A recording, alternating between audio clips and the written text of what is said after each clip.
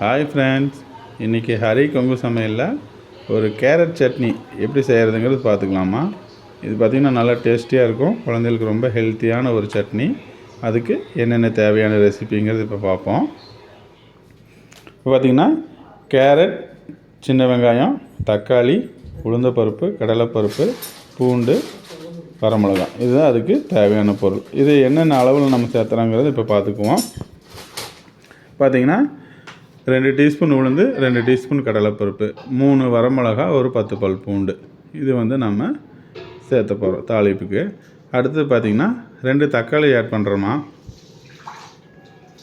2 தக்காளி ஆட் பண்ண போகிறோம். அப்புறம் ஒரு கை சின்ன வெங்காயம், ஒரு 100 கிராம் அளவு எடுத்துக்கோங்க சின்ன வெங்காயம். அப்புறம் பார்த்திங்கன்னா 2 கேரட் நல்லா கட் பண்ணி கழுவி எடுத்து வச்சுருக்கேன். 2 கேரட் எடுத்துக்கலாமா. இந்த கேரட் சேர்த்து தான் நம்ம இது பண்ண போகிறோம். இப்போ அதுக்கு ஒரு தாளிப்பு ரெடி பண்ணி பண்ண போகிறோம். இப்போ ஒரு 50 ml எண்ணெய் ஊற்றுக்குங்க கடாயில்.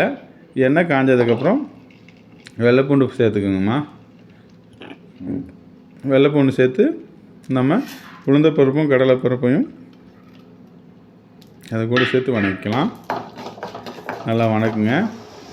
அதுக்கப்புறம் பார்த்திங்கன்னா வரமிளகா சேர்த்துக்குங்க. வரமிளகா சேர்த்து நல்லா வணக்கிடுங்க. ரொம்ப கருக விட்டுறாதீங்க, சிம்மில் வச்சே வணக்குங்க.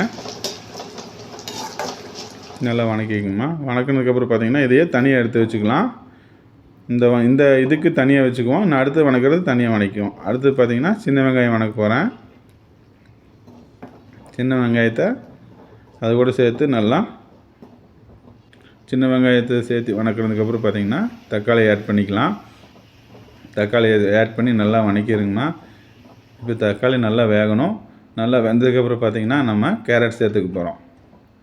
கேரட் பார்த்திங்கன்னா நல்லா வணங்கணும், இல்லைன்னா உங்களுக்கு லைட்டாக ஒரு இனிப்படிக்கும் உங்களுக்கு சட்னியில். அதனால் நீங்கள் கேரட்டை நல்லா வணக்கி நல்லா வேகிற அளவுக்கு நல்லா வணக்கிக்கணுங்கண்ணா. வணக்கி பாருங்கள், இந்த பதத்துக்கு நல்லா வெங்காயம் கண்ணாடி பதம் வந்துருச்சு, கேரட்டும் வந்துருச்சு.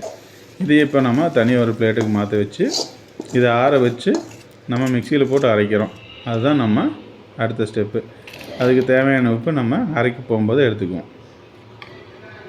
பார்த்திங்கன்னா மிக்சியில் போட்டு அரைச்சி நாங்கள் இந்த ஸ்டேஜில் எடுத்துருக்கோமா. உங்களுக்கு தண்ணி வேணும்னா நீங்கள் இன்னும் கொஞ்சம் தண்ணி ஆட் பண்ணிக்கலாம். நாங்கள் கெட்டியாக எடுத்துருக்கோம். இதுக்கு பார்த்திங்கன்னா வழக்கம் போல் நம்ம ரெகுலராக யூஸ் பண்ணுற ஒரு தாளிப்பு அதுக்குள்ளே போட்டு இறக்குனோம்னா கேரட் சட்னி சூப்பராக ரெடி ஆகிடுச்சுமா. இது குழந்தைகளுக்கெல்லாம் ரொம்ப ஹெல்த்தியானது. ரெகுலராக ஒரே சட்னி செஞ்சுட்ருக்கிறதுக்கு இதை செஞ்சு கொடுத்து என்ஜாய் பண்ணுங்கள். Thank you friends. இந்த சமையலை நீங்கள் உங்கள் வீட்டில் செஞ்சு என்ஜாய் பண்ணுங்கள். எப்படி இருந்ததுன்னு எங்களுக்கு கமெண்ட் பண்ணுங்கள். ஹரி கொங்கு சமையலை சப்ஸ்கிரைப் பண்ணுங்கள், லைக் பண்ணுங்கள், ஷேர் பண்ணுங்கள். Thank you friends.